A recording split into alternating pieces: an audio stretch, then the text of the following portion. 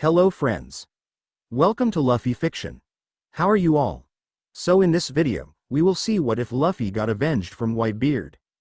But before we start, if you want more amazing stuff like this, then be sure to subscribe to our channel and like this video. Also, if possible, share this video with your friends. Now without wasting any more time, let's begin the story. Breakout. It was a very sunny and bright morning in the New World. The sound of seagulls carried over the ocean as they flew in search of food. Even this early in the morning the temperature was rather high and the sun shone down harshly upon the deck of the Moby Beep. The bright and peaceful atmosphere stood in stark contrast to the tense atmosphere on board the big ship.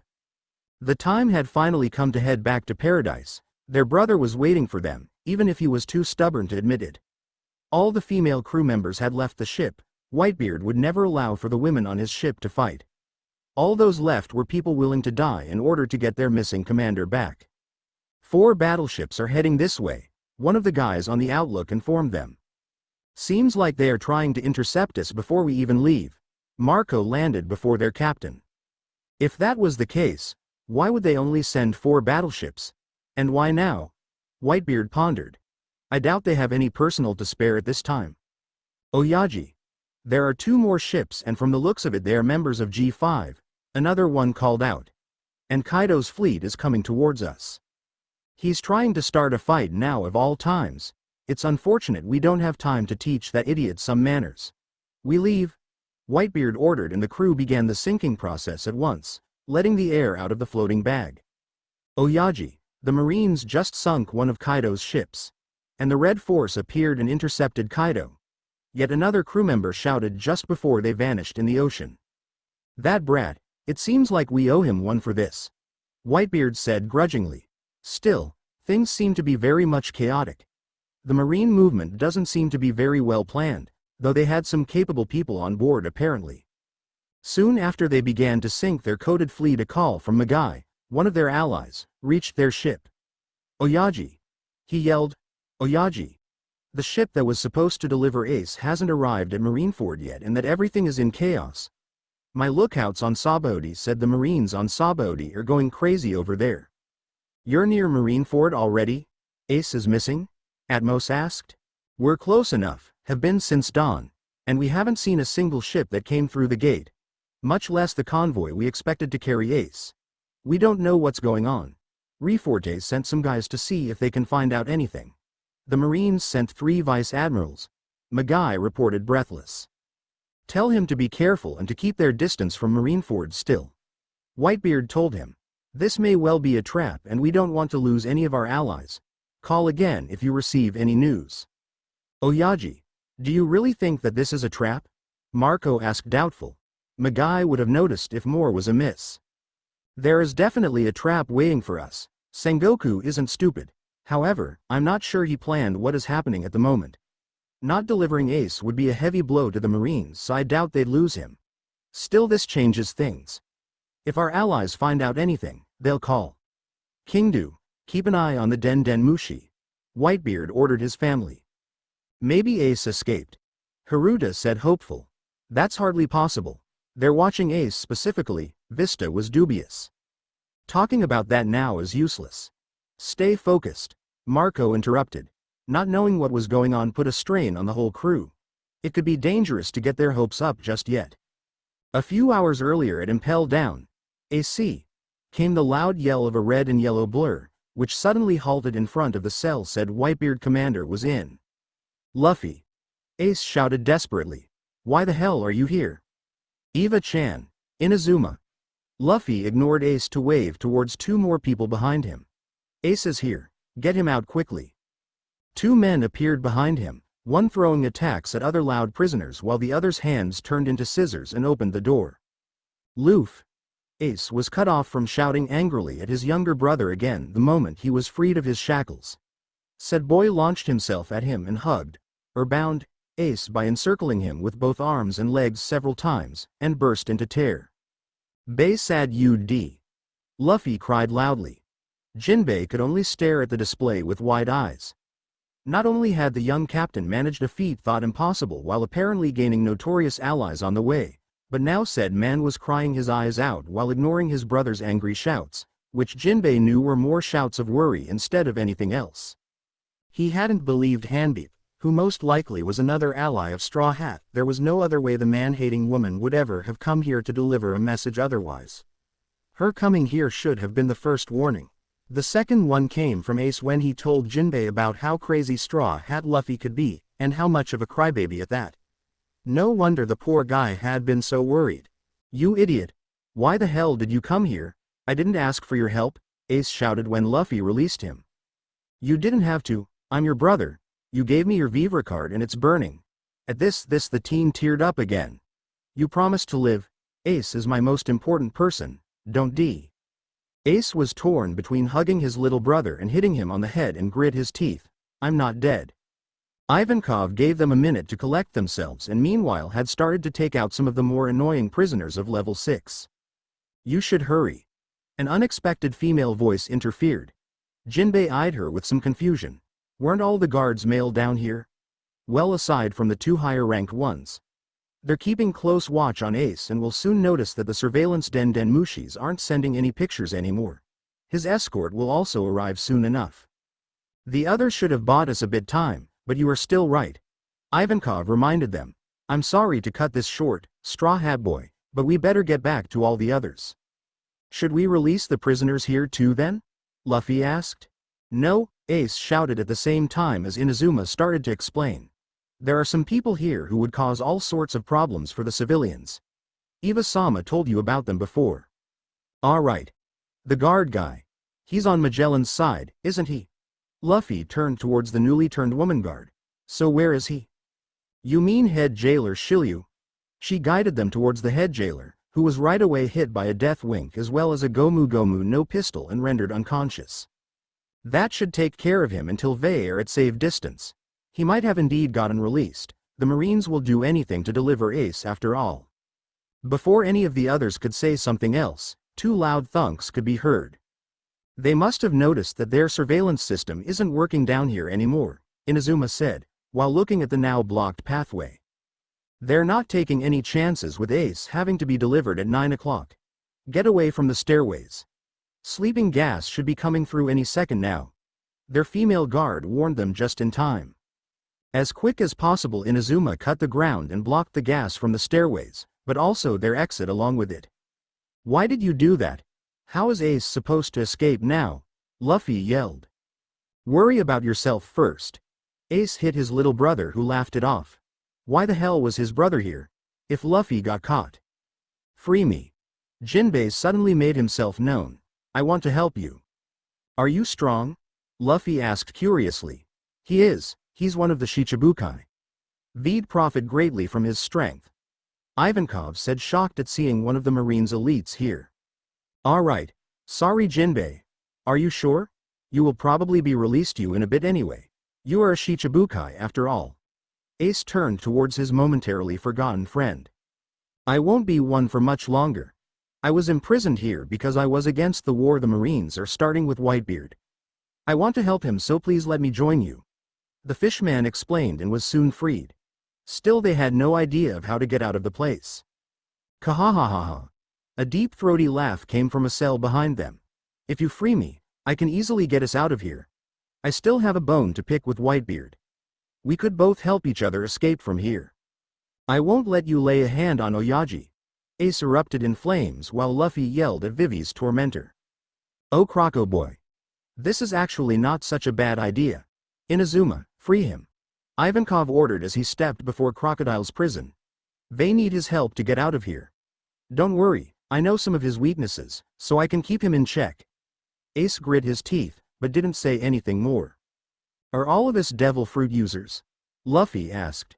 "Those sea stone handcuffs would be nice against Magellan." "Since when do you plan like this?" Ace questioned, almost shocked. "His poison hurts like hell," Luffy exclaimed, making Ace grit his teeth once again. He would not ask how it happened, not right now. His brother was standing beside him, alive. And he'd do everything in his power to keep it this way. "Is eating really what you guys should be doing now?" One of the resident Okamas of New Kama Land questioned, completely astonished. Instead of hurrying, like they had assumed they would, both Ace and Jinbei had requested something to eat, with Luffy joining them, despite all he had eaten not 2 hours earlier. Crocodile meanwhile got one of the inhabitants to clean his shoes for him, while he waited for them to move along. Don't worry. Luffy got out in between bites. There is not much difference between going right now and in a little while. Jinbei told them and the others agreed. The convoy which should deliver Ace is certainly already here, so it makes no difference. From the moment they noticed the missing signal from the Den Den Mushi, they must have assumed the worst. Instead of rushing, we have to see to it that we are as well prepared as we can. Inazuma explained and handed out prison keys. Release as many prisoners as you can. They need as many as possible to fight Vithis and distract our foes. If you see someone with a Den Den Mushi, take care of that one. Let's cut off their communications. On top of that, they will have to steal one of the Navy ships. Get ready. Hee-haw. Ivankov shouted his orders. Yai. Everyone agreed, and so, with some considerable lateness, they all got ready to escape their home for the past few years. The way up was an absolute mess, the likes that Impel Down had never seen before. All had gone well with only 2 minor delays at the end of level 4 when they had been intercepted by Sadie and Hanayabel. Ace and Luffy took care of the Vice Warden while Ivankov beat the Chief Guard without any major problems. That was when they came face to face with Blackbeard. Zihahaha. The black-haired captain laughed. When I came here today I didn't expect this. No wonder everyone was on high alert with even the Vice Admirals inside of Impel Down. You gave us quite some trouble. Blackbeard. Ace didn't waste any second and charged, landing hit on his already bloodied face. The other captain reacted just as fast and activated his powers. Do you want a repeat of what happened before? He grinned at the escaped convict. Ace. Luffy yelled and hit Blackbeard, freeing his brother. What the hell, stay away from my brother. Zihahaha, so this is the reason for your escape, Ace. I suppose it's only fair he came here, after all, he is the reason you are in here in first place. The other man told, while grabbing Luffy with Vortex and slamming him to the ground. Luffy. Ace attacked the other with fire. Your power may cancel other devil fruits, but unlike other Logia users, your body isn't made of darkness. I will not let you lay a hand on my brother, we will win. Though Jinbei tried to stop their fight, he and Inazuma were intercepted by the rest of the Blackbeard pirates. Their fighting came to an abrupt end, however, when Magellan drenched the prisoners behind them with one of his Hydra heads, while another was coming towards the fighting trio fast. Straw Hat. Ivankov shouted the warning and flew into the fighting trio, grabbing on to the small captain. Magellan is here, run. But Ace. Luffy eyed his hot-headed older brother. Run, Luffy. I will take care of things here, Ace shouted. He wouldn't rest until Blackbeard was 5 feet under. No way. If Ace stays, then I will too.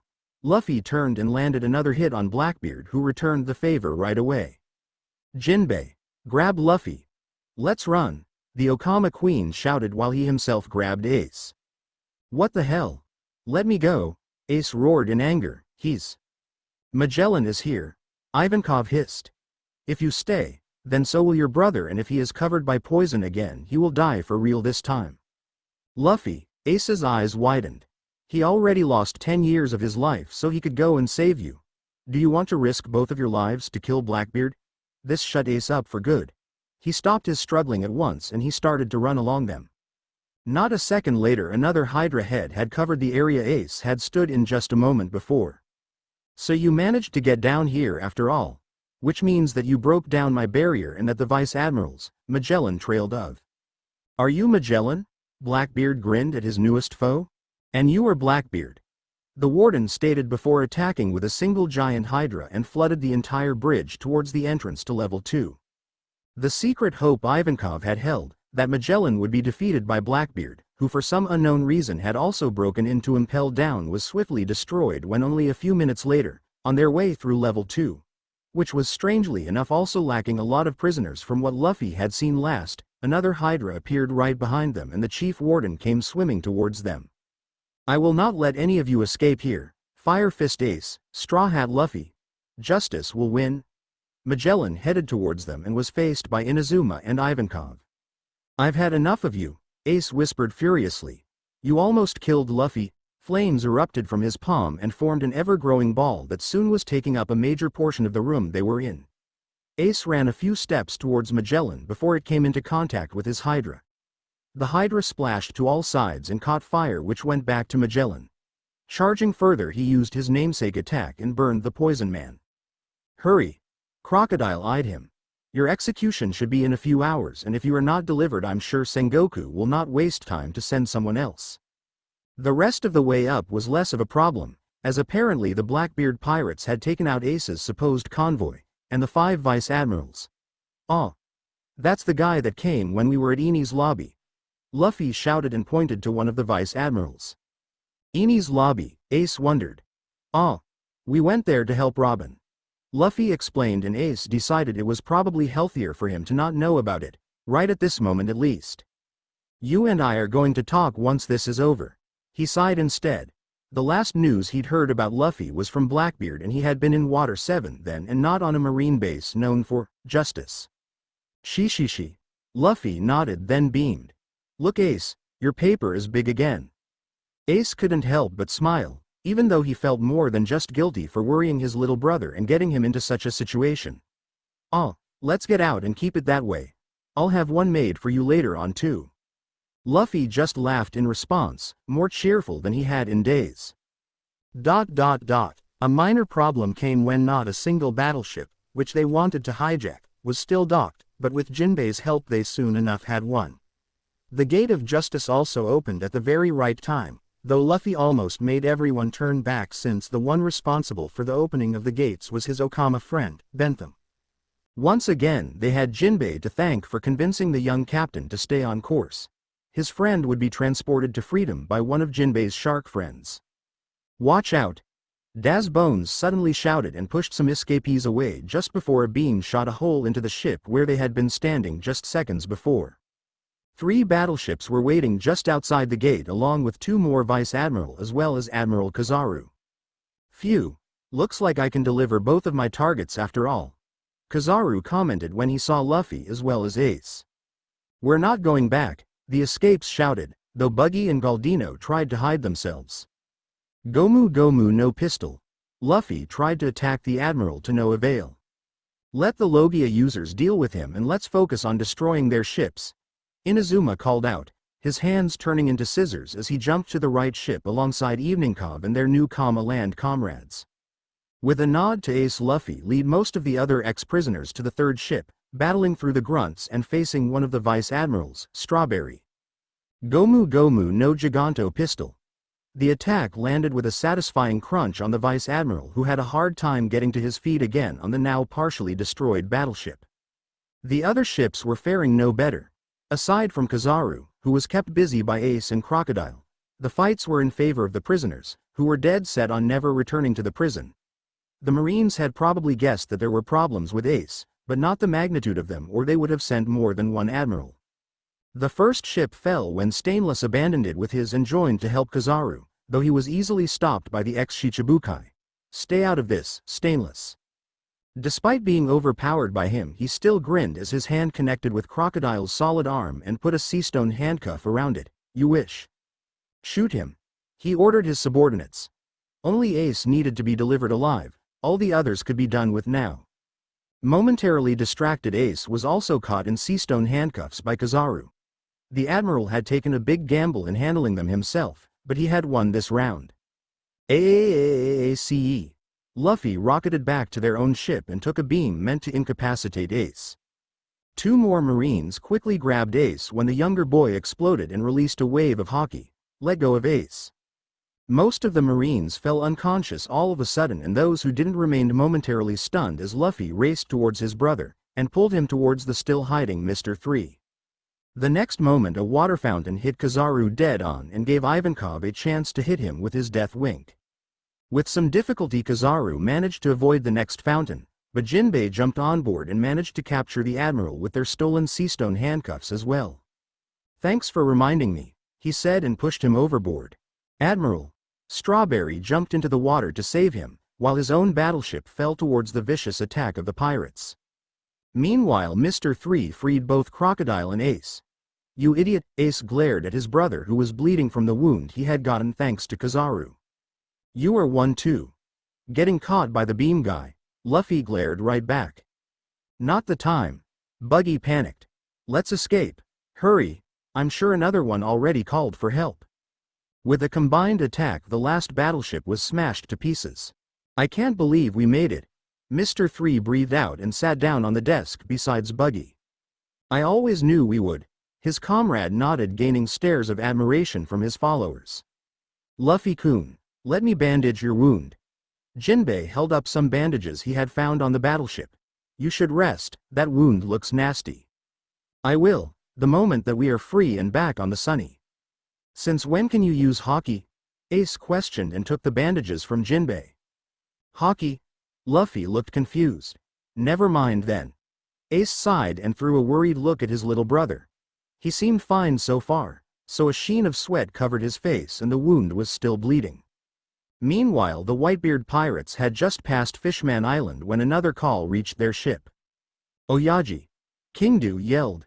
It's Delacroix, Kingdu? A battleship just came through the gates of justice. They have Ace? Well, not the Marines. There isn't a single Marine on the ship. Delacroix laughed from excitement. Jinbei is steering them into the direction of Sabaody, and Ivankov the Revolutionary as well as Straw Hat Luffy is with them. Ace is free. Many shouted. As far as we can tell, came the cheerful reply, though all of them look like they could do with some rest. A fog screen was set, so the Marines won't discover him right away. I and some of the others want to follow, that okay? Of course. Marco, set the course for Sabaody, but take care that our ship stays coded when we emerge. We need to be prepared for any event. Kingdu, tell one of our ships to follow us while the other stays on course but won't emerge. Whitebeard ordered. Don't hope too much yet until we can confirm things with our own eyes. Sabaody and meeting Rayleigh, with the Vivre card Luffy had insisted Jinbei should follow. The escapees arrived at Sabaody in good time. Ivankov and Inazuma had decided to stay on the ship, in case something would happen on the island and they'd have to run away again. The other reason they stayed was that none of the smarter ex-prisoners trusted Buggy and his followers to stay inside of Sabaody and not take their ship and leave. Their best option for the moment was to see if Rayleigh had still coded the Straw Hat's ship, so they could escape to the New World and hopefully meet up with Whitebeard before the old man engaged in battle with the Marines. Luffy also hoped to meet up with his crew. He was already late, so the others might have gotten back to Sabaody already. He was worried about Zoro. The swordsman was in bad health even before the fight with Kuma, so hopefully he would be back safe and sound. Only a small group would actually leave the ship. They were covered with hoods, so they couldn't be recognized as easily. The only ones who'd make the trip were Luffy, who was already telling Ace about Shaki's bar on Grove 13 and how her fridge had been filled with food, Ace, who had gotten hungry from Luffy's talking, Jinbei, Crocodile and Dazbones. With those plans made, they left in good confidence, only to come face to face with one major factor they hadn't taken into account. In their defense, aside from Ace, none of them could have known yet, not really, the moment the ship had docked. Luffy, impatient as always, rocketed away, following the direction of the paper. Luffy! Came Ace's angry shout the moment he had realized his younger brother had left before he too took off after his brother. With a deep sigh at their irresponsible behavior, Jinbei also followed swiftly and beckoned the last two of their group to join them as well. They weren't surprised to see a small group of Marines lying unconscious on their way, neither were they surprised by the sight of some bounty hunters. More surprising was the fact that there weren't more beaten bodies lying around. Rayleigh! Luffy yelled when Shaki's bar came into sight. The Vivre card had indeed led him to the bar and he laughed with joy as he ran through the door. Luffy! Exclaimed Shaki, completely surprised. I didn't think I'd be seeing you again this soon when Kuma told us about what happened. Rayleigh! Shaki! He cheered before proceeding to ask about his crew. Luffy! Ace yelled again as he finally caught up with his brother and hit him on his head. You idiot! Your wound hasn't healed yet, stop running around. Rayleigh's expression at once turned serious as he took in the two brothers who were joined by Jinbei as well as Crocodile and someone neither of the two recognized, though they were sure they'd seen him on some wanted posters before, a moment later. So this is what happened. Rayleigh muttered more to himself than anyone else. It appears that you're in even more trouble than the last time I saw you. And you're quite heavily wounded. Doesn't matter, Ace is my brother, they wanted to kill him, was all the explanation he gave, and it really was all that needed to be said too. The boy truly resembled Rayleigh's old captain a lot. Ah, by the way, this is Ace. Luffy rather unnecessarily introduced his now silent brother. And Ace, this old man is Rayleigh. Ah, and I forgot Jinbei and Crocodile. And Luffy's brows wrinkled before he shrugged and turned towards the fridge. Rayleigh, Silver's Rayleigh. Ace turned towards the right-hand man of his father in shock, cursing himself for not realizing it sooner. How many Rayleighs were there on the Grand Line anyway? Their other companions fared no better, so he felt a bit better about that. He helped us before and promised to coat the Sunny for us. Luffy beamed while grabbing some meat and even handing some food to Ace, which proved just how badly Ace's imprisonment and death sentence hurt the younger brother. Jinbei coughed to get their attention. I'm sorry to interrupt, but we really need to get going soon. Indeed. I'm sure you have already guessed what is going on, commented Crocodile, who had listened with interest, and turned to Rayleigh. Ah. This reminds me. Rayleigh turned back to Luffy. I had hoped to meet up with you again soon as I have a suggestion concerning you and your crew, but now is hardly the time to talk. I did coat your ship just in case anyone returned and had to get away from here. Your run-in with the Tenryubito has caused quite some problems after all. The only reason none of the Marines have been actively searching for you guys was the upcoming execution of Portgas D. Ace. Now that you have obviously freed him, the Marines will send their best after your head. As a matter of fact, it's a wonder none of them are here yet. What happened? Ace demanded, not able to hold back all his questions any longer and forgetting all about the food. Now is not the time for that. Shaki reminded them. Your execution should be in less than 3 hours, and no matter what you did, I am sure they already know that you escaped and are together with Monkey-chan, another notorious pirates that the Marines would love to be rid of. Ace's expression turned grim as he reluctantly agreed. Fine, but you will tell me and answer my questions. Rayleigh nodded. Portgas D. Ace might be known for being a hothead, but he was not stupid and he clearly had his priorities set.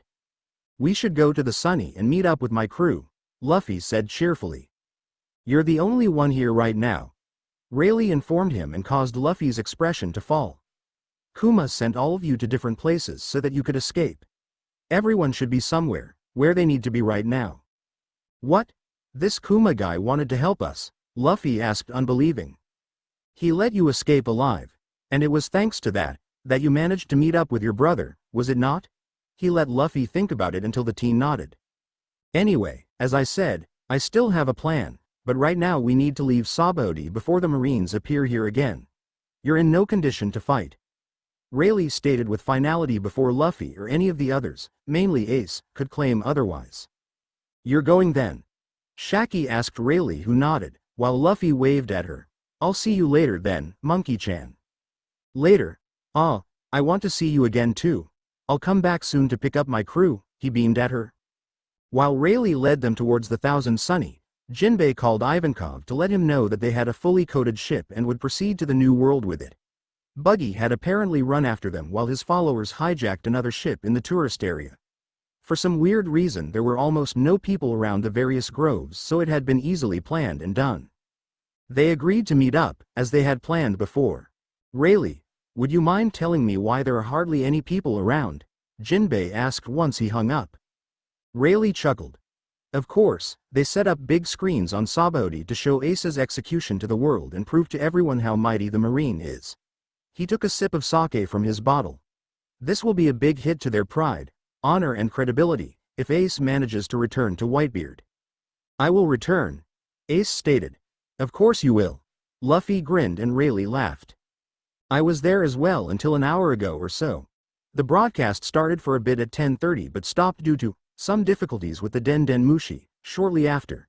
While it was pretty clear that something major must not be right for the broadcast to stop, most of the people are still waiting. I left after I found some nice donators and bought some good sake. That makes sense. People are too stupid to realize the truth, even if it laughs them in the face, said Crocodile bored. There you guys are. Buggy suddenly yelled from behind them. I came to inform you that we saw some battleships approach Sabaody from the tourist area. I took the time to warn why. Buggy trailed off when he noticed their newest addition. RRRR Rayleigh, he screeched and jumped back in surprise. Buggy. Rayleigh chuckled. I see you haven't changed much these past few years. So, did you escape together with Luffy? Yes, I helped him out. Buggy coughed. Buggy helped me find the staircase to level 2 and impel down in exchange for my armband. Luffy told him. Rayleigh eyed Buggy skeptically, causing him to turn away.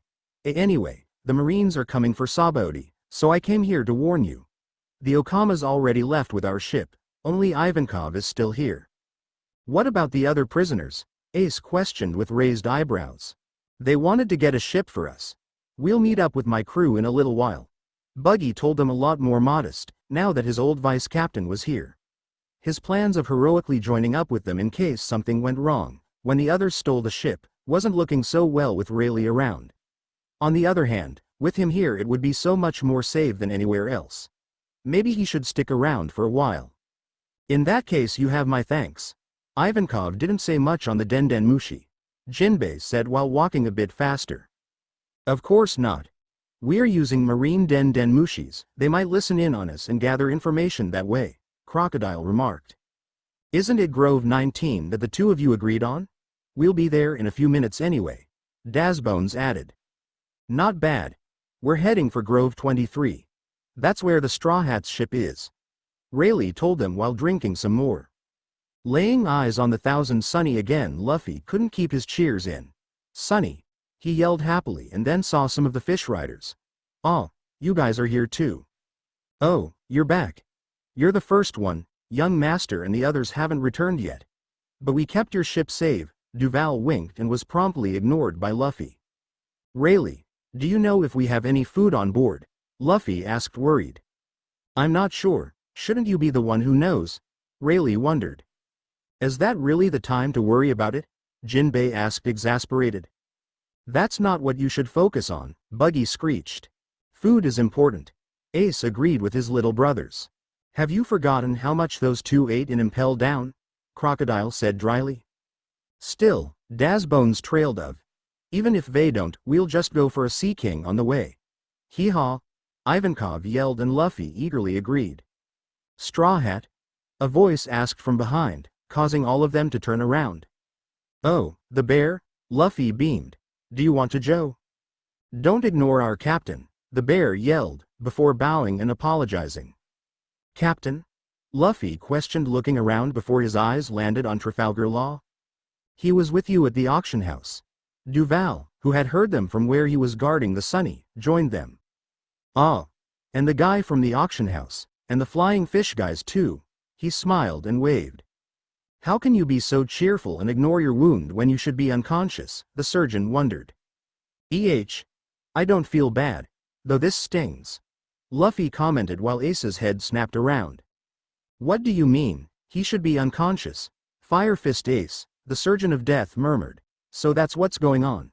What are you doing with Straw Hat and the others here? Don't ignore my question, Ace exclaimed angrily. With this kind of wound, do you really need to ask? The surgeon sighed. He's bleeding pretty heavily too, and none of you thought to put him on bed rest or something? Straw Hat Boy doesn't notice his wounds because of the hormones I injected earlier. They'll run out soon enough, however. Ivankov's voice held a lot of regret as he said that. Eva-chan. I feel good. Why would I need bed rest? Luffy was confused and prodded at his wound, which actually did hurt, quite a lot at that. Are you an idiot? Law questioned when the other captain screamed. How did you know it would hurt? Luffy asked, swatting his brother's hands away. I'm a surgeon. I'd be a rather bad one if I couldn't see that with your minimal bandages that have fresh blood on them. Law explained before he grinned. Want me to take a look at them? Why would you help him?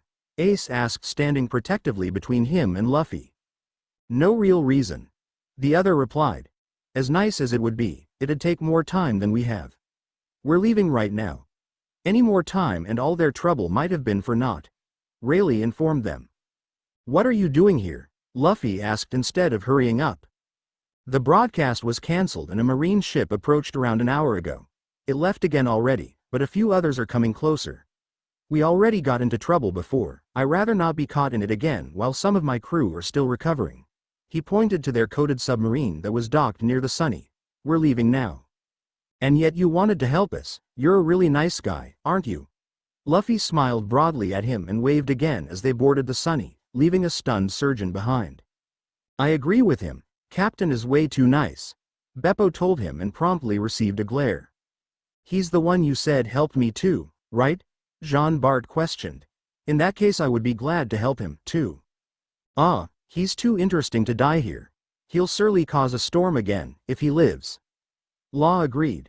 And it'll be interesting to see what will happen if Fire Fist truly returns to Whitebeard's ship. He watched the others as they released the air bubble of their coated ship. Before the ship sunk, however, Straw Hat hugged the clown prisoner and waved towards another ship in the distance before running towards the railing and grabbing onto it while jumping. His arms stretched and they could hear a fearful scream that sounded like, "That's not what I meant," before the rubbery captain crashed into the flailing clown and sent him flying, and screaming, towards the other ship while most of the others turned towards the small captain and shouted at him, Fire Fist even hitting his head. "If you want to help him, we should better do it soon," Penguin commented, watching the whole scene, not knowing whether or not he should believe his eyes. "Who knows if he doesn't kill himself first," Law deadpanned. After their farewell to Buggy, who had seen his followers in the distance and asked them to bring him there, the fugitives quickly figured out how to steer the Sunny. Since the captain apparently didn't know all that much about steering, he did know however how to use their hidden cannon, which apparently was inside Sunny's mouth, and how to make the ship fly, something none of the others understood. The most surprising thing for Rayleigh, who was searching through the Sunny to figure out how the other technical aspects worked, was the feeling that the ship was trying to help them. It was a nostalgic feeling that reminded him of his home, the Oro Jackson. Tom's disciples had done a remarkable job when making this ship. It was worthy of housing the small crew of the man whose dream was to become the next pirate king. He asked Luffy about the barrels and some other stuff and was pleasantly surprised that the boy actually could answer most of his questions. Finally it was time to set sail and leave Sabaody. "Thanks for the help, Flying Fi." "It's Rosy Life Riders," Duval interrupted with a yell of his own.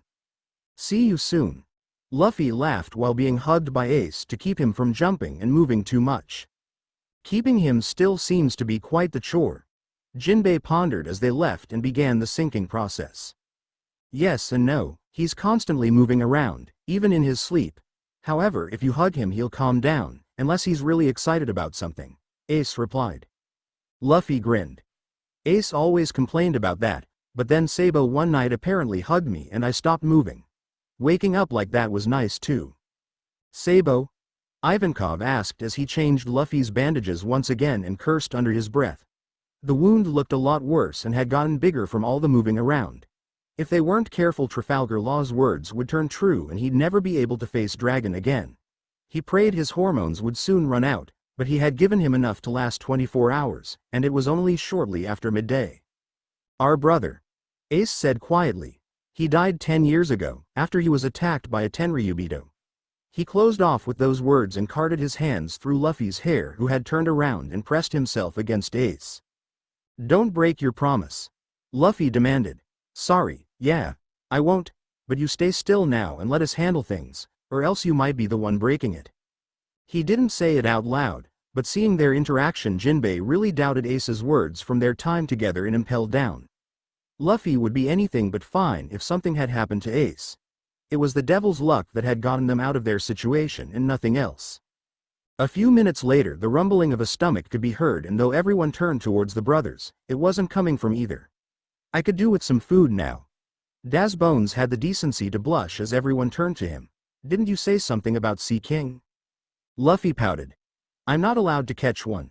Of course not, and also, I came here with my crew. It doesn't feel right seeing this. We traveled together to Skypia. We also wanted to go to Fishman Island together, so I don't want to see it without them. How cute. Crocodile said sarcastically. Too bad life doesn't work that way. Whether you like it or not, you will see it now. That's why I at least don't want to watch until we are there. Luffy didn't rise to his bait. He was much too comfortable sitting on Ace to react to things like this. The first time I saw Fishman Island I was together with your father. The fishmen were rather skeptical of us at the beginning, but a lot of them became our friends after. They also met some friends, who later on joined us. Hack, for example. Ivankov told them. Hack? Jinbei smiled. I've not seen that man in many years. How is he? The last time I saw him he was very well. He taught our young members Fishman karate. Once Straw Hat Boy is better, I shall call his father and ask for him. A lot has changed since then. There is less hostility towards humans thanks to Whitebeard's protection. Jinbei remembered. Ah, I remember when Roger and I came there for the first time ever. There were much less pirates at that time, and yet most of them seemed to hate us. The ones who visited often kidnapped both mermaids and fishmen, so it didn't surprise us at all. Really? Luffy's eyes landed on the Dark King. Really? Why are you still here? Luffy exclaimed, causing Ace to facepalm. He was here the whole time. Were you sleeping? He did say goodbye to Shaki. I thought that was because he was taking us to the Sunny Slow. The rest of them agreed while Rayleigh laughed. Now seems to be as good a time as any. Rayleigh said. I came along because, quite frankly speaking, none of your crew is ready for the new world yet. Remember what happened on Sabaody before? Hearing these words, Luffy tensed up as he stared at Roger's first mate, remembering just how badly he had failed his crew. Remember fighting just one of the pacifistas? A lot of people in the new world are a lot stronger. Can you defeat them, as you are now? Rayleigh held eye contact with the younger captain. He needed to drive this point home. But, Ace's hug tightened around him. Listen. What he says is true, Luffy-kun. Even during our escape we were mostly lucky. If Bentham hadn't opened the gates, if the Marines hadn't mostly focused on Ace, things would have been totally different. Jinbei had to agree with Rayleigh. Then what would you have me do? I'm doing all I can, Luffy grit out. That's why I am here. I have a suggestion for you, though whether or not you accept it is up to you. Stop here and gather strength. With your involvement in breaking Ace out, you and your crew will be targeted by the best. They will not rest, now that they failed to deliver Ace. Get stronger now, before you are in a situation like on Sabaody again. Luffy swallowed hard, covered his face with his straw hat for a moment before staring at him again. But what about my crew? They will come to Sabaody for sure. They will know where you are at the latest in 2 days, when the world will find out about how the Marines failed to execute Ace. They will blame it all on you for sure. With a bit of luck, all of them will try to call your ship. And even if they don't, I have another idea. Though that idea will have to wait until your wound is better. Also, if it has to come to it, I will need Ace's help at the very least. He turned to Ace, who agreed at once even without knowing what Rayleigh had in mind. You will help my brother train, right? He demanded. Of course. Rayleigh smiled easily enough. Then you should know that he unlocked Haoshoku Haki. He used it while we escaped. Ace said, not sure whether or not he liked the idea of Luffy training with Rayleigh. Oyaji could have done it just as well. All right. If you say I can protect them this way, I'll do it. I don't want to lose anyone ever again. Luffy made his decision. Ship approaching. The lookout of the Whitebeard pirates was on high alert and had seen the ship long before anyone else actually saw anything. Sink it, Whitebeard ordered calmly. There'd been more than just one crew today who had tried to quickly challenge or stall them, and they were all in a rather bad mood due to it. Whitebeard had told his crew to stay focused. With the uncertainty of Ace's whereabouts and the behavior of the Marines, they couldn't afford any careless mistakes. That'd be just what Sengoku would want them to do in case of a trap after all. About 10 minutes later the next message came. So far I don't see any cannons or other weapons. I also don't recognize the ship. There were murmurs of agreement as more than one person was watching the ship above them now. However, it's sinking very fast. Almost as if a veteran was steering it. There's one more behind it and it's quite a bit slower. They're heading towards the downward plume, another one called. Then ignore it. Marco rubbed his eyes. Wait, it's turning around. Sink it after all, it is. Marco sighed as the men prepared for yet another useless battle. Jinbei. Luffy called out to the man at the steering wheel. What kind of food do you like best? Do you still eat fish even though you're a fishman? What about sharks? Jinbei eyed him warily. What was this sudden question about? Was the Straw Hat captain suggesting that fishmen were only fish? He hadn't felt any hostility from the ship's captain until now, but he could have been wrong. He'd even understand it, with the history between the Straw Hat crew and the Arlong pirates. Do you? Luffy blinked. The sharks are my friends, so no, I don't eat them, nor will I allow my friends to eat them. He answered with some hesitation. Too bad, they looked tasty too. But you don't mind Sea King, do you? That's Zoro's favorite. And Sanji said we weren't allowed to eat those small fish before, even though we still ate takoyaki later. Luffy went on, and Jinbei threw a questioning gaze to his friend, who kept the little captain calm as well as he could, now that he had started moving more and more as he was talking. He was relieved to see that Ace didn't seem to have understood much more than him, aside from the fact that the other was talking about food. I don't know about small fish or takoyaki, but as long as you don't eat my friends, I don't mind. Jinbei felt relieved, as the other apparently wasn't thinking anything nasty about his race. He still felt as if he was missing quite a lot, but that was probably something that couldn't be helped when it came to Luffy and food, judging by Ace's reaction. Luffy nodded and grinned. Great, then there is no problem. Though all that talking about meat made me hungry. He drooled slightly at the thought. Sea King. You ate 3 times already today. Ivankov shouted, and the other 3 who'd been present for most of it nodded. But we were talking about meat, and I only ate twice. Luffy frowned, not counting the little snack he'd had on Sabaody. Stop talking yourself hungry, the Okama Queen yelled. He started. Luffy pointed at Jinbei. Before Jinbei could ask just how any of this was his fault, and how come he had been pulled into Luffy's pace, Ace's stomach growled, which quickly drew everyone's attention to him. I'd like something as well. You really are brothers. Jinbei chuckled and shook his head and sighed. Don't worry, Luffy-kun. We'll reach Fishman Island soon, and I'll make sure you can eat as much as you want. With stars in his eyes, the young captain turned to him. Join my crew, Jinbei. What? Even Rayleigh and Crocodile looked unsettled. Idiot. He's the captain of the Sun Pirates, Ace exclaimed. But he said he wouldn't be a Shichibukai anymore. And he's cool, and even though I won't be able to eat shark, he still likes other fish and meat and Sea King, and there is no problem anymore, so he should join the crew. You can't just ask anyone who gave you food to join you. Ace once again hit his head. I don't, Luffy exclaimed angrily. I only invite people I like. I don't want a big crew. I want my friends, and I want Jinbei to join. He's cool, I like him. Feeling rather touched, Jinbei sat down next to the young captain and his brother and let Rayleigh take over the steering wheel. There was something he had wanted to ask Luffy for some time already. Don't you hate fishmen? Jinbei questioned without preamble. Why? Because of those people on Sabaody. They're nasty. Luffy remembered all too well what had happened at that island and how Hachi had been treated there. A glare settled on his face. They tried to sell Kami too.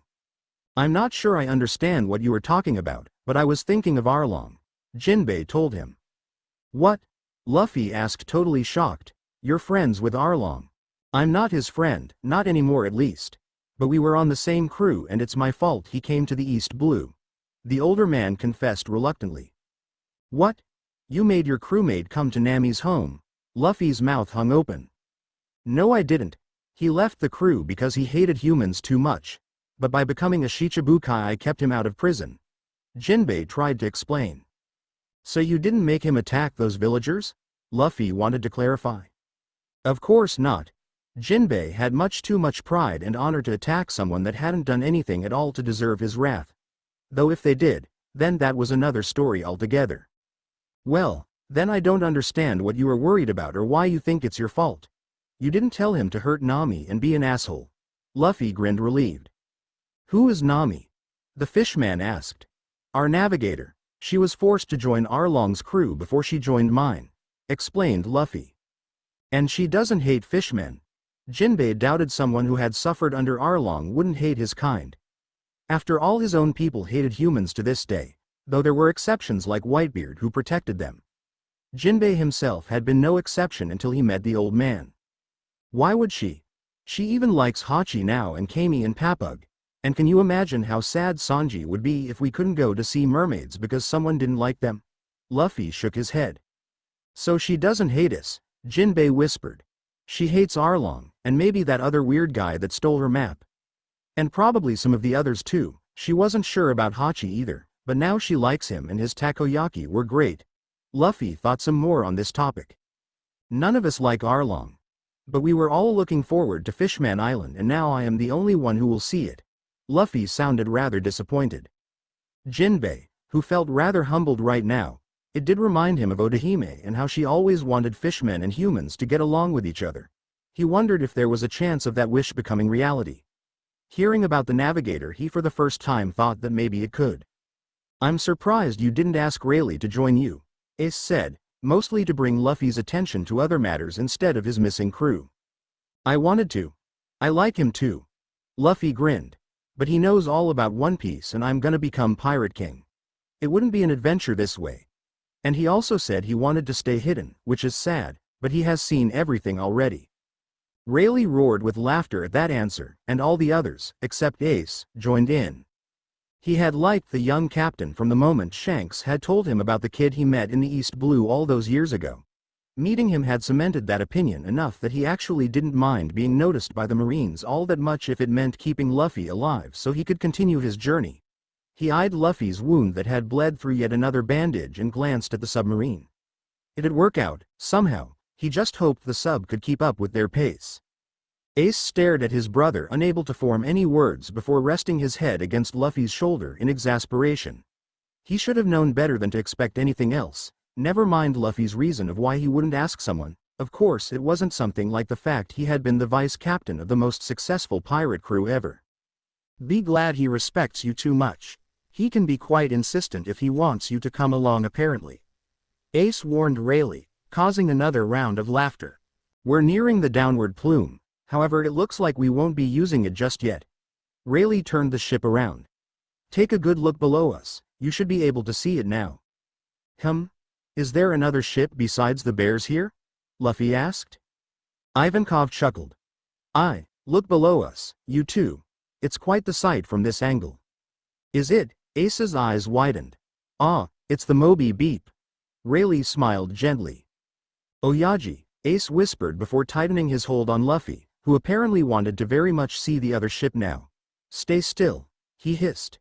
We don't need you putting your life in danger now. You heard Ivankov. I want to see your ship, Luffy yelled and was promptly given a piggyback ride which had him grinning again.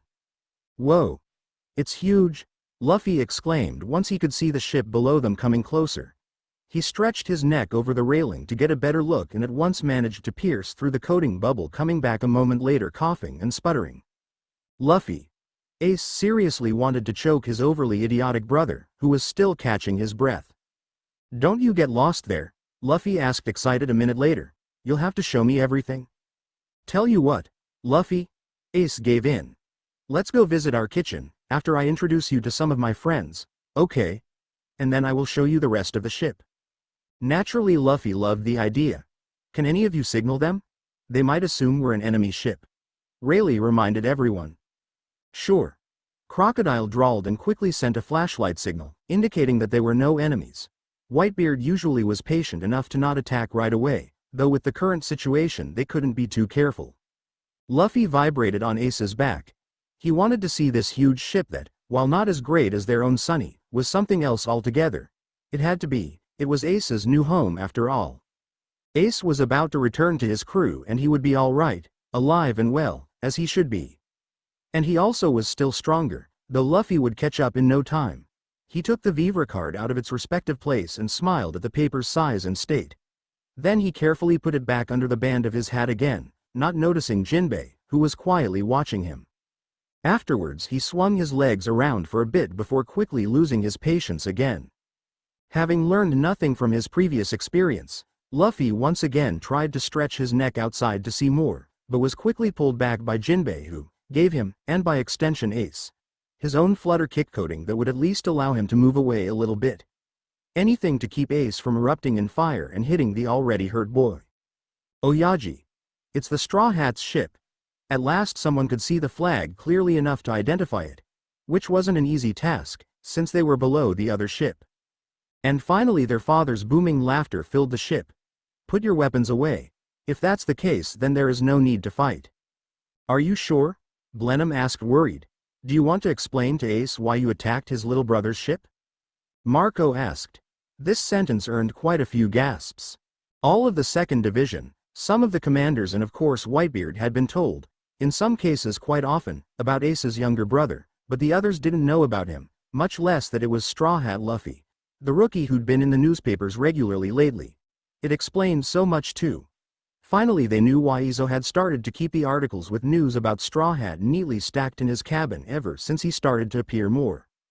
Remember, Delacroix told us, That Straw Hat Luffy was seen with Ace. It seems like the little brat broke into prison and got him out, their father concluded. Under normal circumstances their crew would take someone else rescuing one of theirs in such a manner as an insult.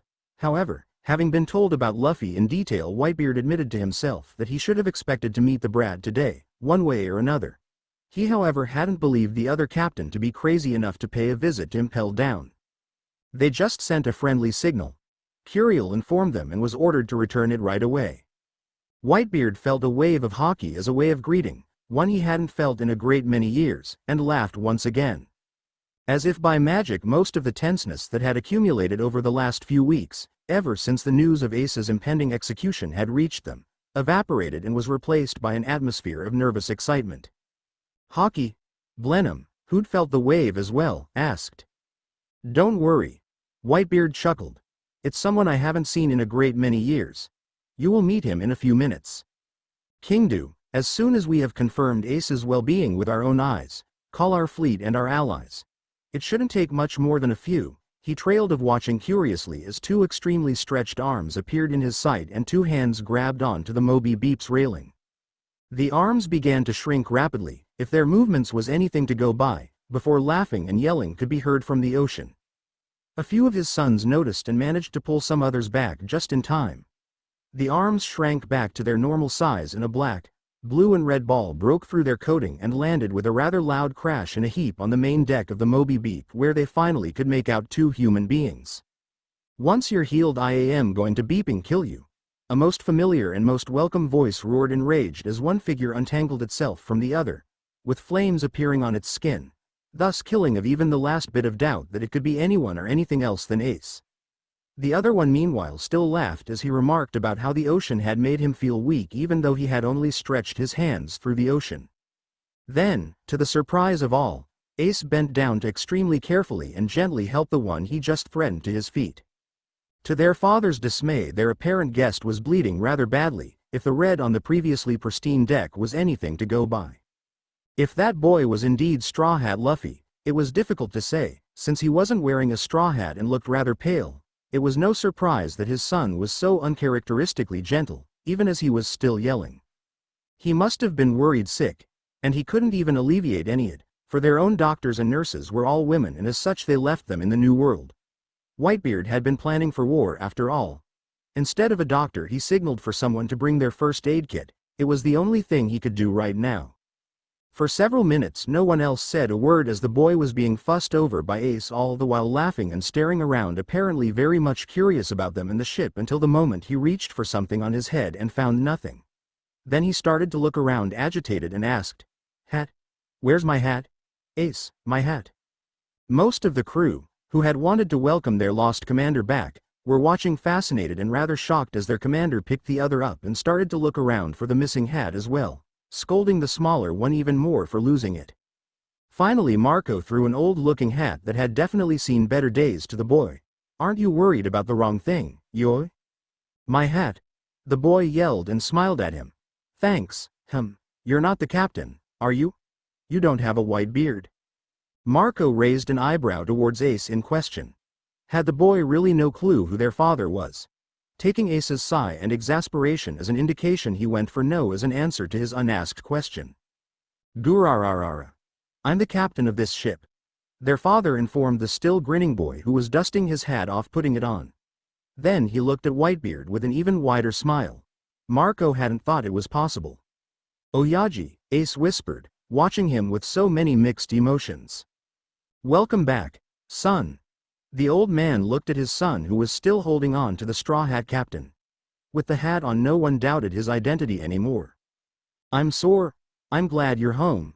Whitebeard cut Ace off. His son was obviously distressed about a lot of things at this very moment. There'd be more than enough time to talk about whatever still mattered later, when he wasn't desperate to get help for his brother. "I'm sure you've been through a lot of trouble." The two stared at each other for several moments until Luffy chuckled and freed himself to stand on his own legs. Shi. So you're the captain. You're huge, and you have a white beard." "Of course he has," Ace yelled again. "Don't be disrespectful." "So this is Ace's crew and ship, right?" he asked the captain, ignoring Ace for the moment. "It is indeed." Whitebeard replied, curious where this was going. The brat once again took a good look around, smiling widely. And finally Blenheim arrived with their first aid kit, and it seemed as if this reminded Ace again of his brother's injury yet again. Oyaji, please. A first aid kit isn't enough. He's in serious need of a doctor. He's losing too much blood. Ace pleaded for the other man's help, and it hurt him to disappoint his beloved son. We left all of our doctors and medics in the New World, Ace. This is the best we can do at the moment. We'll hurry and get him proper help, Marco. What? But Luffy won't make it, Ace tensed up completely. Don't worry about that. Luffy waved them off, which in turn was ignored by Blenheim, who set to work.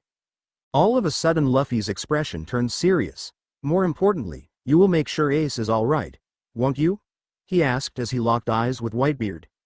Luffy. Ace shouted, almost embarrassed. However, the other didn't take his eyes off Whitebeard's own. Several members of their crew gasped in indignation. Ace was one of them. How dare the brat imply that they wouldn't care for their own? How dare he insult their captain and father? Whitebeard, however, grinned. The other captain not only had guts but apparently also had a brother complex, just like Ace. He wasn't challenging or insulting him. No, he only wanted to confirm that his brother was well loved and accepted here. He wanted to make sure he had brought his brother back to where he should be. These kinds of feelings Whitebeard could easily respect and accept.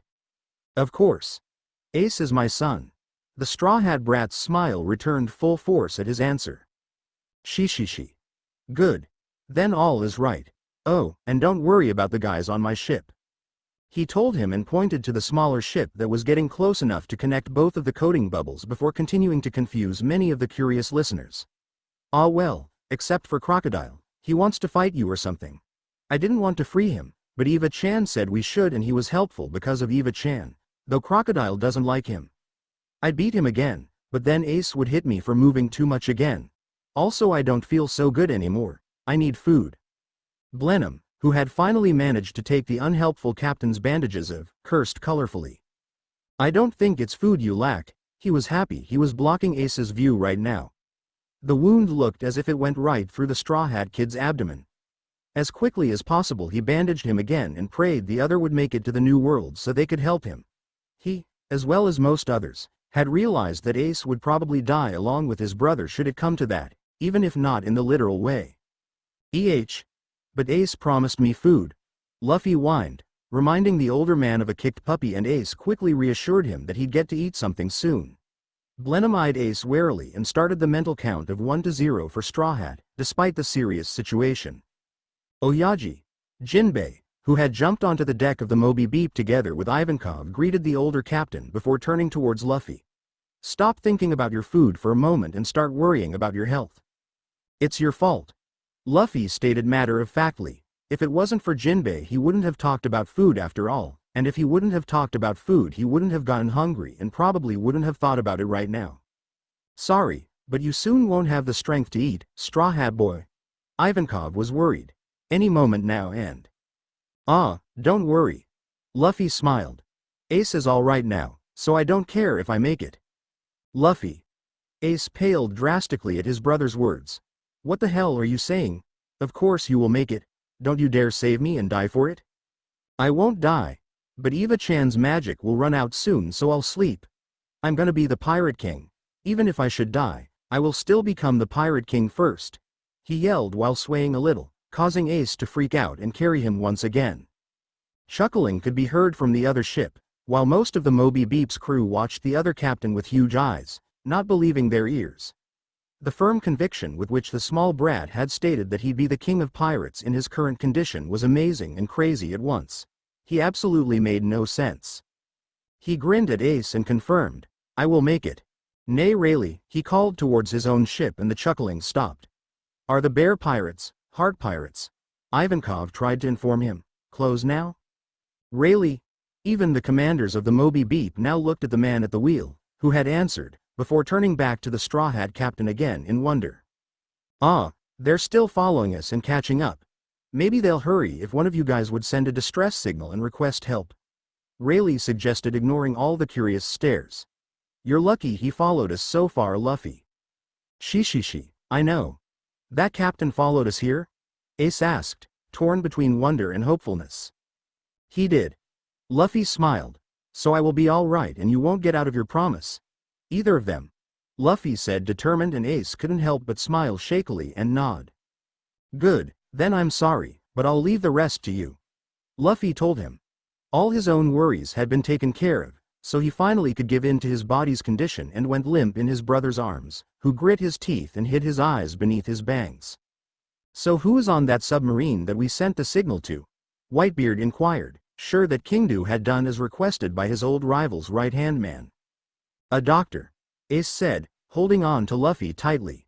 He's called the Surgeon of Death, the captain of the Heart Pirates, and offered to help Luffy before. Unfortunately, we couldn't stay since the Marines had been sighted and we wanted to find you. His crew apparently also did have a run-in with one before, so he was about to leave as well. Their ship followed us so far, so maybe we will be lucky. Rayleigh further explained. Aren't you two coming over here as well?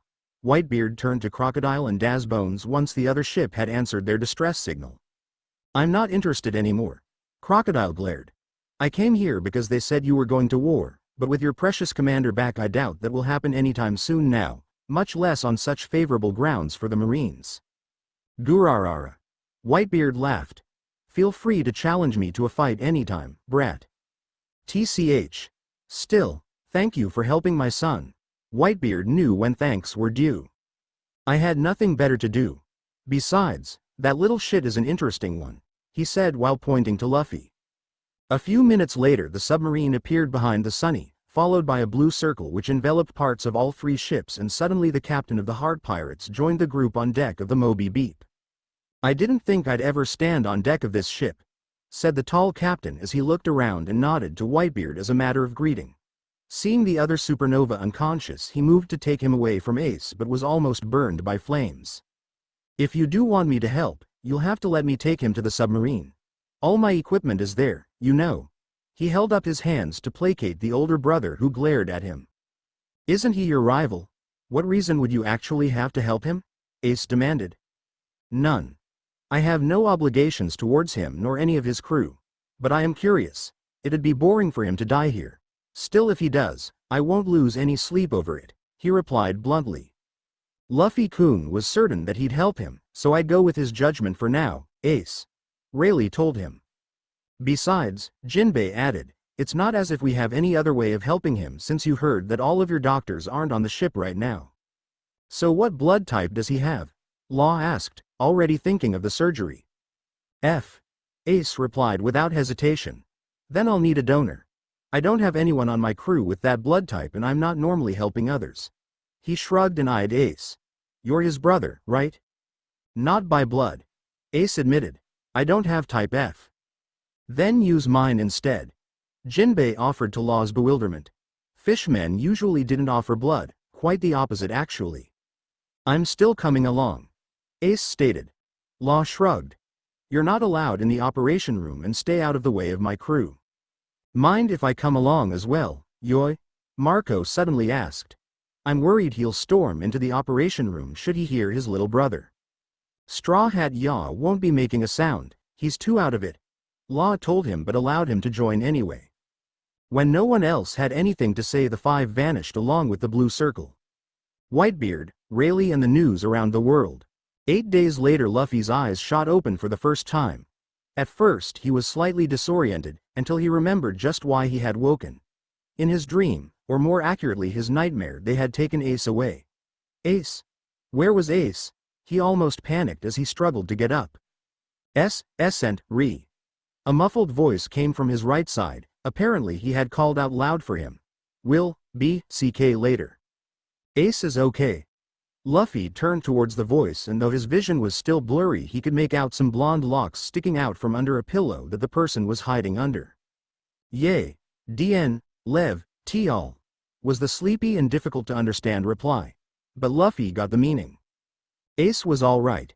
He remembered now, he had gotten his brother back alive, he was well and probably rather happy.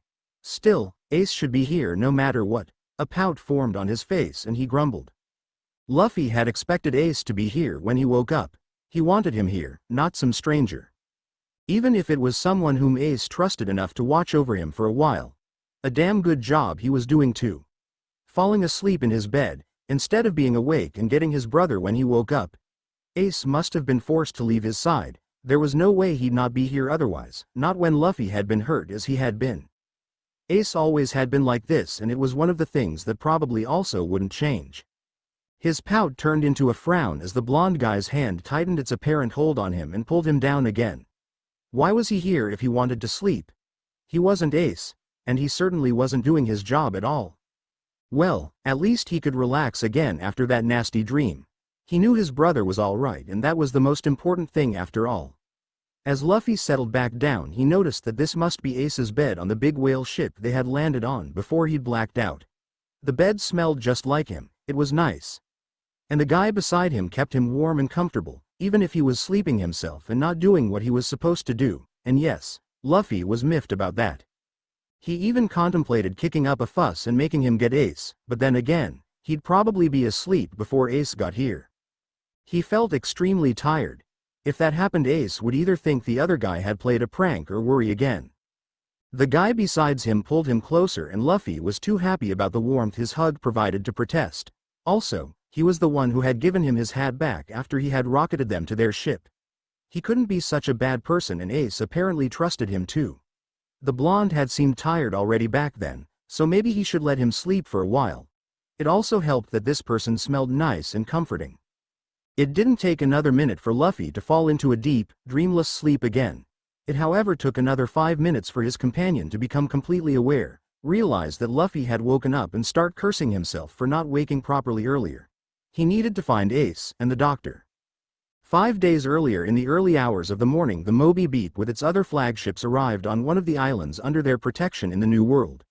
It was one of the closer ones to the Red Line, so they were in reasonable distance in case some of their allies who were still on their way back to the New World called for aid, no matter how unlikely it was right now.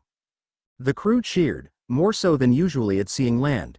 While they had been in constant contact with the Straw Hats and Hard Pirates ships during their journey here, they had not been able to see their two commanders once they had vanished along with Jinbei and the other two captains. They were also curious about Rayleigh and the 3 people aboard the Straw Hats ship. Most of all, however, they wanted to see Ace's little brother and hoped the rookie would be up and about soon enough. So far, most of the news they had gotten concerning him were grim. During the surgery, Straw Hat's heart had stopped twice. With none of them being doctors, they didn't understand much of what Trafalgar Law and his second-in-command, someone very polite who apologized several times when none of them got what they were talking about, told them. They did understand that it had been more of a close call than anyone had guessed before, aside from Rayleigh apparently. Jinbei was now also confined to bed rest. Straw Hat had needed more blood than they anticipated, so he had to rest as well. The patient fishman, however, wasn't upset about it. He was quite content to help the man who had given him the chance to stop, or fight in, the war. Right behind them, the Thousand Sunny emerged and docked as well, followed by the yellow submarine of the Hard Pirates.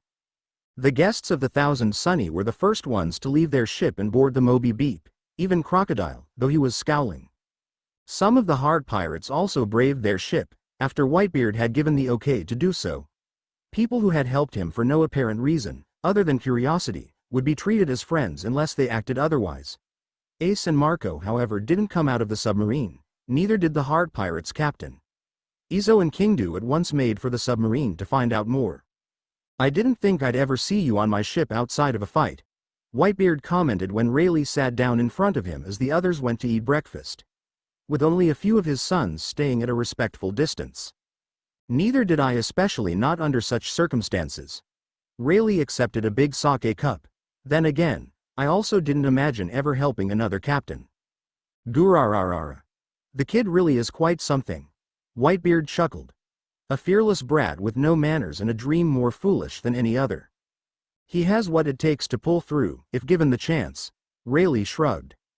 "Right now the brat isn't strong enough, however." Whitebeard drank from his bottle. "Ah." Rayleigh agreed. "You're right there.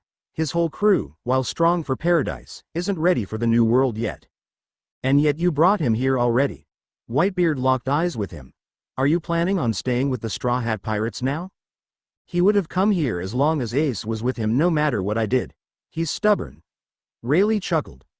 "Ace asked Luffy-kun why he hadn't invited me to join the crew.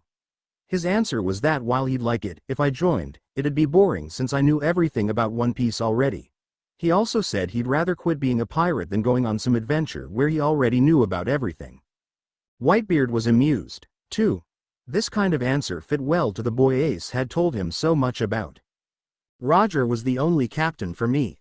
Rayleigh continued. Luffy-kun is a lot like Roger. His ideals, his opinions, they are so much alike. And I believe if given the chance Luffy-kun will make it all the way to One Piece within the next few years already. However, even if they could pass as twins and even if most people in the future will compare the two of them or believe that Luffy-kun is Roger's reincarnation, Luffy is Luffy and Roger is Roger. One cannot replace the other. Then why did you come along with them? You kept off the Marine's radar for so many years, why now? Whitebeard questioned further. To make sure he gets the chance he needs. A new era is about to start, you know this. And Monkey D. Luffy, one who inherited the will of D, without a doubt will be one of the driving forces behind it. I will make sure he'll be ready for whatever may come. He already agreed to let me train him for a while. I'm thinking of about 2 years. Rayleigh wasn't even sure if 2 years would be enough. If it wasn't, he already had some vague backup plans, but he'd wait and see first before exploring any of his other ideas. So you'll join him for a while as a teacher? Whitebeard nodded. That's more like you. If you had wanted to join another crew, or become a captain yourself, you'd have done so a long time ago. Rayleigh hummed in agreement. I'm rather fond of the peace and quiet I have now. However, this is one thing I wouldn't want to miss, no matter what. I can see why. Whitebeard had a fond look in his eyes. You shouldn't think about making him one of your sons, he stated amused. Why not? He is my son's brother. He already is family either way, Whitebeard said matter-of-factly. I suppose you can see it this way. Just know that he won't join you. To him, being the Pirate King means being the freest person in this world. He doesn't want to rule others, nor will he let someone else rule over him. Rayleigh smiled at the memory that made him realize just how alike Roger and Luffy were. Even Whitebeard's eyes widened at that. Like Roger indeed, either way, we both will have to wait for the brat to wake up. I wonder how Ace will take the news about possibly being separated from his little brother again. He does have quite the brother complex, and with what Straw Hat has been up to lately, I fear for him. He hasn't seen the news about Enies Lobby yet, much less the ones about his brother's run-in with the Tenryubito. Rayleigh winced lightly at the thought of that. Both he and Ivankov had promised him answers. He certainly wasn't looking forward to informing him about any of that. All too easy did he remember how he had often felt about Roger, and that was when he had been standing right at his side. How much worse did Ace feel each time his brother did something unbelievable like challenging the world government and escaping a buster call. I will see how that will turn out later. I promised to answer his questions. Jinbei will most likely want to hear that as well. And Ivankov also has a few things to tell him that I am curious about myself. And what about Gold D. Roger's right-hand man training his little brother?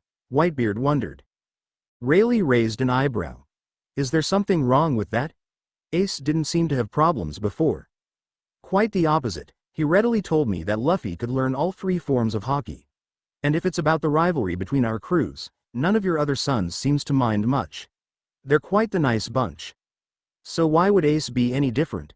Or is there a reason for bad blood between him and Roger? Whitebeard grinned. It's not my place to tell you. If you want to know, ask the kids yourself. Rayleigh shrugged. Maybe he would. Whitebeard grabbed another bottle of sake. With his daughters missing, no one complained about it. So tell me, what made Crocodile abandon the Straw Hat's ship for the Moby Beep? He's not even trying to attack me. Rayleigh grinned in return. Don't worry about Crocodile. He'll attack you the moment the odds are more in his favor. He's not stupid enough to go against you when everyone would focus on him in a heartbeat. And you're right, he wouldn't have left the Thousand Sunny, unless there was some ship around for him to hijack. However, for the lack of better words, the ship turned almost hostile when Luffy-kun didn't return. It gives of an eerie feeling. I guess Crocodile got rather unnerved by it. And if I'm not mistaken, it will stay this way until one of the crew returns. This reminds me of the legend of the Klabouterman. Whitebeard pondered. It seems like a fairy tale to most pirates, however I think there is some truth to it. I could imagine the Moby Beep rejecting outsiders, if all of my crew would be away for a while. I thought the same about the Oro Jackson. though both our crews were big enough to always have some people on board. I'd like to hear the story behind the Sunny one day. The ones who built it were the disciples of Tom. Ask your charge then. Whitebeard suggested. That would be what you'd normally do, isn't it? Rayleigh shook his head. Luffy-kun isn't a fan of telling stories, and if he does it can be quite confusing, unless you have at the very least some inkling already. Whitebeard could only shake his head. Ace's little brother indeed. Oyaji. Vista called his father with a stack of newspapers in his hands. Sometime after his private talk with Rayleigh, all the commanders who weren't on the submarine had gathered around Whitebeard and had waited for him to return with news about what had happened while they were making their way here underwater. We've gotten some newspapers from the last few days. They've finally seen fit to inform the public of the breakout of Impelled Down. Not that they could hide much, with how all those escapees went wild around Sabaody. Blamenko sniggered. It was a good thing for us that they did. Ace would have had a lot more trouble escaping otherwise, Haruta said, which most likely was true. Due to the escapees being sighted on 2 different ships, they followed them before they discovered that Ace wasn't on either. The ex-prisoners, as far as everyone knew, had managed to escape the Marines' wrath, once it became known that Ace wasn't there. Furthermore, with all the news agents present on Sabaody during the time of Ace's almost execution, the government hadn't managed to hide the escape of them, especially not when they hijacked a ship from one of the richer people on the archipelago. There had been too many journalists and witnesses to cover up much. Not to mention that they had been working fast and printed the pictures before anyone managed to put a stop to it. Meanwhile, the battleship carrying Inazuma and the other Okamas had made it back to Momoiro Island. Just the other day a call had reached Ivankov's stolen Dendenmushi. Inazuma told him that all was well, that everyone was waiting for their queen's return, which unfortunately would still take some time. Ivankov was waiting for one of his comrades to pick him up. He'd gotten into contact with Dragon already, and the man had agreed to Ivankov's request. Though even then Ivankov would not leave before Luffy was better. Ivankov was also told about an unexpected guest on Kamabaka Kingdom. He'd appeared out of nowhere and had been rather rude to the inhabitants of the peaceful island at the beginning, before starting to assimilate little by little, a fact that was heavily denied by said person in the background. Soon enough Ivankov found out that their guest apparently belonged to Straw Hat's crew. A fact that was made all the more believable when Inazuma told him about a certain paw dent on their island. Receiving the news about his captain, the blonde had agreed to wait for him to wake up and talk with Luffy himself before leaving Momoiro Island. As expected, Fosa said as he sat beside his father and ran over the pages of the older newspapers. First one throws shit at the Marines for letting Ace escape. Next one focuses on the other impelled down prisoners and also holds the first statement from Sengoku, pending investigations and an assurance that none of the worst prisoners of Impelled Down managed to escape. Vista whistled, reading through an article of today's newspaper. Forget about all that. They're blaming Blackbeard. His eyes moved rapidly down the page now. Blackbeard broke into Impelled Down at the same time Ace and the others were escaping. Apparently he had a run-in with the 5 vice admirals who were on standby and defeated them, thus making it possible for Ace to break out. Later on he was in turn defeated by Magellan apparently. He's heavily poisoned. They didn't mention his death yet though. Oh. Blenheim had snatched the newspaper out of his hands. Right, and the first word about Straw Hat. They say he came to Impelled Down with Teach and used the distraction to help Ace escape. They're making it sound as if they're accomplices. This got a round of angry yells from those surrounding them and the newspaper was stolen back. So Teach was there too. What did he want there? Jozu wondered.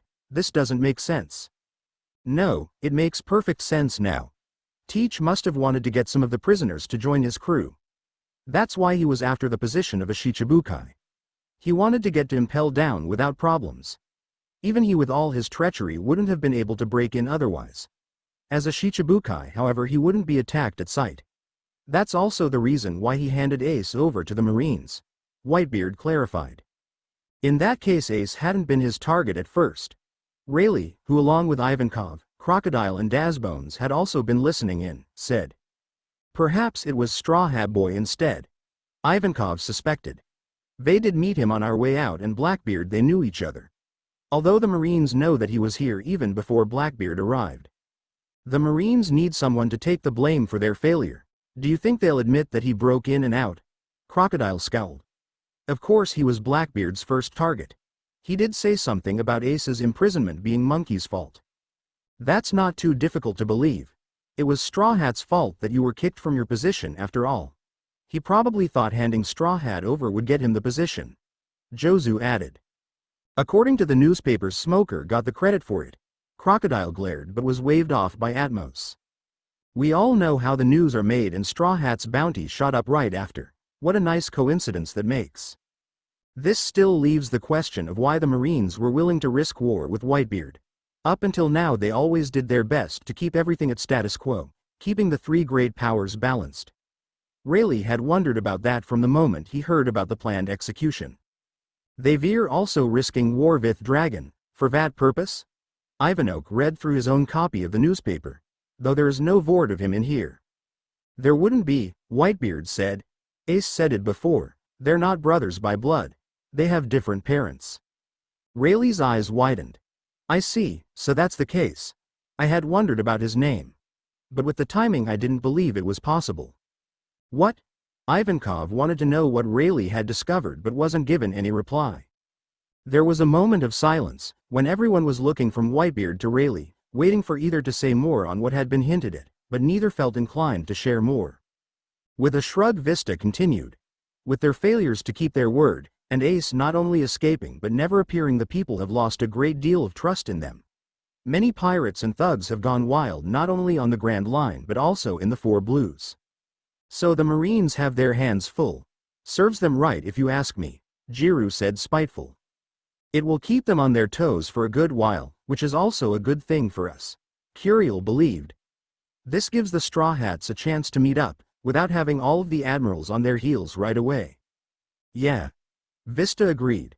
The article also states their suspicion that the Straw Hats have joined us for protection after they escaped from Sabodi or some similar shitty reason. Though the Marines have kept quiet about this. Either way, everyone expects Ace to be back with us now, which is the truth too. They'll certainly start searching once things calm down again. The Marines made their own beds, now they have to lie in them too. Whitebeard's eyes narrowed. For the better or the worse, Straw Hat interfered with the war that would have happened without a doubt. This doesn't mean, however, that our confrontations with the Marine itself are over. On the contrary. From this point on we'll take any Marine sighting as an attack. If they think they can keep tabs on us after their attack on one of our own, knowing the consequences, they're dead wrong. Shears filled the ship as his sons without a single exception agreed with him. Up until this point they hadn't acted against the Marines' watchful eyes. There had been no need to. They had kept their distance, and so had the Whitebeard pirates. Ace's would-be execution had been the end of the unspoken agreement between one of the Yunkos and the world government. As for Teach, they were a bit miffed they couldn't get revenge on him on their own, but as long as he was dealt with they certainly could live with it. For all they cared about, all of them could rot in hell. It was later that evening when Trafalgar Law made his first appearance on the deck of the Moby Beep since they had docked at the island. His ship had been invaded by several Whitebeard pirates throughout the day. He didn't really mind it all that much, seeing as none of them were the prying sort and no one entered any other area than the one where Ace, Marco, Jinbei and Luffy were staying in. Still, as a doctor he told them to keep it down or he'd throw all of them out. Rayleigh gestured for him to come on board and offered some booze he had liberated from the kitchen. Accepting a glass he sat down in between some of his own more curious crewmates, who had been invited to join the Whitebeard pirates on deck some while ago. Naturally, Whitebeard himself was also there, in between his big family, seeming rather relaxed and happy, though as a doctor he could tell the old man wasn't as healthy as he wanted everyone to believe. So how is Luffy-kun? Rayleigh inquired. I've done everything I can. After the scare he gave everyone things went as well as they could. He should wake up in a few more days. His injury was rather grave, so if he reopens it he may yet die. Law shrugged. Make sure he doesn't do anything too strenuous for about 4 weeks. And how is Ace? Whitebeard asked when Rayleigh was satisfied with his answer. I'm probably the wrong person to ask that. From a medical point of view he is healthy. However, he refuses to leave Straw Hat Yaw's side and he glares at anyone who comes close to him. Well, aside from your other commander. He almost burned Penguin when he suggested he should take a rest in the guest room. One of the 2nd Division laughed. That's our commander all right. You don't get between him and his little brother. No one was getting between them. Law stated dryly. I hope my children aren't too much trouble, Whitebeard said. Right now I don't mind. I'll bring Straw Hat Ya here soon enough, so you'll probably get Fire Fist Ya back as well then. Isn't Marco staying as well? He is, but unlike Fire Fist Ya, he is quite a nice guest to have. Law thought for a moment before he added. Though I suppose Fire Fist Ya got nicer when your other crewmates showed up for a visit. However, right now there may be too many of yours there. Which was true. There were more Whitebeard pirates on his ship right now than Heart pirates. For a moment he had considered throwing everyone out, but then he shrugged it off. It was his ship and everyone knew that and behaved accordingly. They had stayed out of his way and none had been loud, which normally couldn't be said about pirates. In that case I thank you for your consideration. For the time being feel free to stay on the Moby Beep. Whitebeard offered his invitation. Then for the time being I don't mind your crew members on my ship either. They weren't enemies right at this moment but both understood that they weren't allies either. Still it seemed that the old man wouldn't attack their ship anytime soon, even when they came to the New World for real. Whitebeard was a man of honor, so he'd not attack someone who had helped him before unprovoked. Trafalgar Law could certainly work with that, even if this outcome hadn't been on his mind when he, on the spur of the moment, had decided to help the Straw Hat Captain once again. To be continued. Remember to subscribe and like this video and see you in the next video.